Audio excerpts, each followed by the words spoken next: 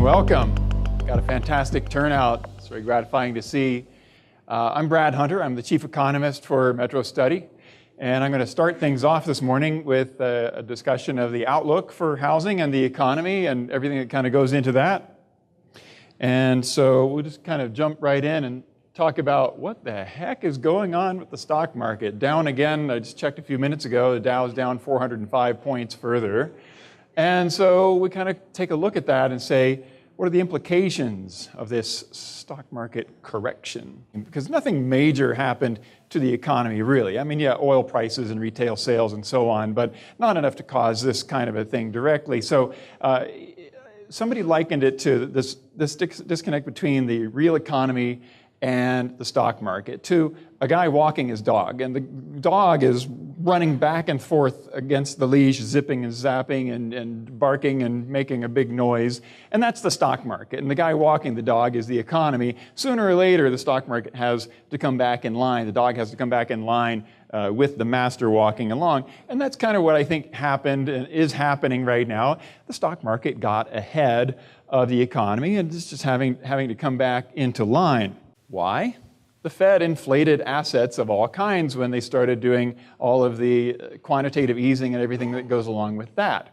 So related to this, art prices went up. You've got Modigliani's and Picasso's selling for $70 million and up, $10,000 a square foot for condos in New York, Miami having a condo boom again, and also lot prices. And that kind of gets to one of the topics that I'm talking a lot about at this conference. Lot prices are back above previous peak levels, although home prices are nowhere near, in many markets at least, peak prices. So all of that has to do with this kind of artificial inflation of assets. But let's go on and talk about kind of the fundamentals of the housing market and what we see going on. We are quite optimistic that household formations are going up, and that's going to drive more housing starts. We're calling for an increase in housing starts this year and on into next year and so on. And what's really driving it is better economic growth, job growth, and ultimately that feeds into better confidence and more household formations. We're seeing data from the census now indicating that household formation rates are finally going back up to sort of normal levels. The most recent calculation is around 1.4 million household formations over the last 12 months. That's a very good sign. The forecast is for 1.5 million household formations for the next 5 years on an annual basis, possibly as high as 1.7 million. That's going to drive more housing demand. We have not yet seen the effect of those 20-somethings and 30-somethings moving back out. It is happening, but it's not happening in very large numbers and not enough to kind of offset some of the baby boomers who are actually moving out of for sale and entering the rental market. Most of the household formations have actually been active adult baby boomers as opposed to the Gen Y millennials. So we still have this source of pent-up demand that's still coming from the millennials. High-wage jobs are growing faster than a lot of people are aware. And that's an important point because a lot of people think of these jobs that are being created as being predominantly hamburger flippers and the like, but it's not the case. In fact, most of the jobs that have been created during this recovery have been higher than the average in terms of the wages. In order to see where we're going, it's really helpful to kind of take a look at where we've been. And this is Metrostudy data. None of this hokey stuff that comes from the government or the census anymore. This is our actual counts of what's going on.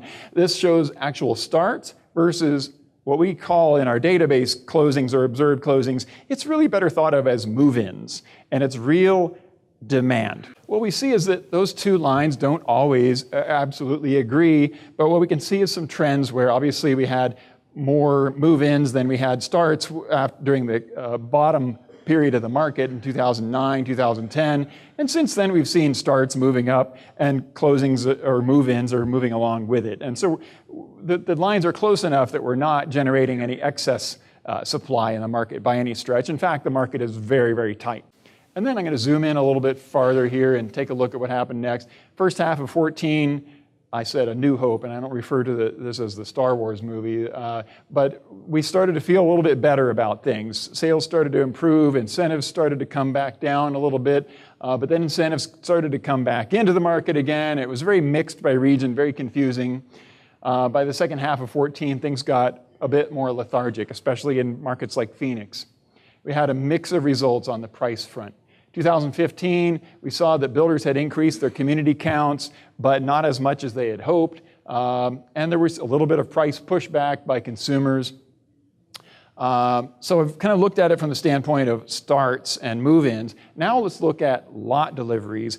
Lot deliveries in our database refers to when the lot is prepared for building. That is, the road's in, the infrastructure's there, you're ready to pour slab and start building a house. So the number of lot deliveries fell along with starts during the downturn. So after 2005, 2006, things just fell completely out of bed. By 2009, again, we hit that period where, okay, is it the bottom or not?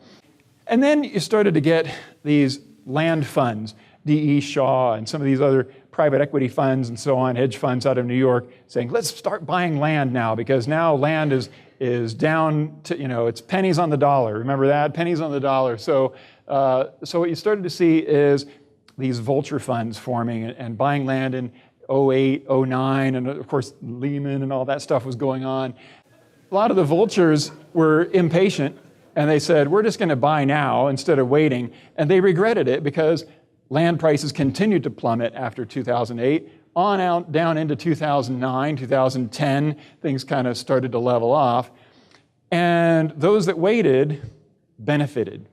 Now, you'll notice I shaded this area of time, 2010 to 2011, as what I call the land-light, land-long divide. So builders were kind of deciding and dividing themselves into two camps. There were the guys that went long on land at this point in time, and Lennar's famous for that, and they did some fantastic buys, bought some dead subdivisions and reactivated them later. And so they went long, buying entire tracts of land. Standard Pacific did the same thing, Toll Brothers did. Most of the other builders said, we're not going to do this. Land is a four-letter word. I don't want to own it. I don't want it on my balance sheet. I don't want to think about it. I just want to take down lots as I need them. And so as a result, they kind of waited, and some of them kind of regretted that because land and lot prices shot up after that. And then in 2013 on, you started to get into what I call the builder catch-up period. So those guys that waited then had to start paying higher and higher lots. And then where they were competing against the guys that bought land in 2010, they were at a competitive disadvantage.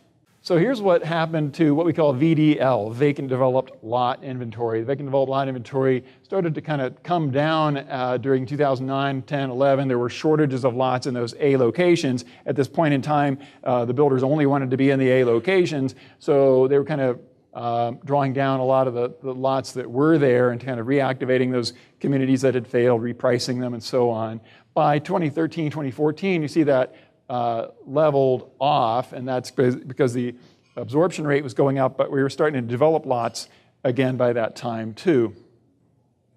This graph is different from the one I just showed, and this is not lot inventory, but housing inventory. So what we have here is finished vacant homes shown in the bottom bar. The top bar is the under construction supply, and you can see the under construction supply has ballooned in the last couple of years, whereas the finished vacant supply has remained very, very low. And that low finished vacant supply reflects the shortage of housing that exists that's causing and allowing home prices to move up at a pretty good clip.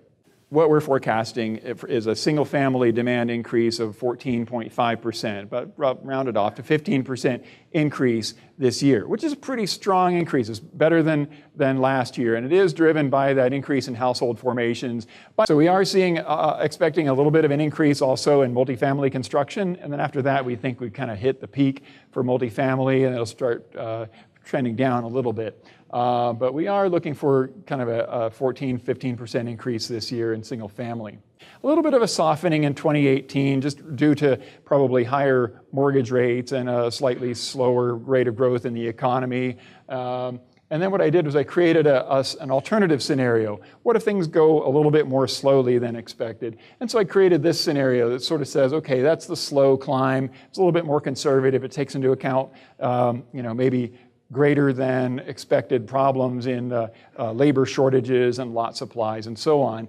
And then just for the heck of it, I did a third scenario that says, let's imagine a really bad scenario which could come about, because we should start thinking that what if a recession happens? What could happen? And by the way, what if we overbuild a little bit too? So I said, okay, let's put in this scenario, which says that we overshoot and then a recession happens and we go down. And so this is kind of the forecast that would emerge then. So we'd have peaked at 1.4 million starts, go back down to 1.2 million, and then start trending back up. But back to the base case, which we consider to be by far the most likely scenario, we're going to get as high as 1.5, just shy of 1.5 million starts by 2020.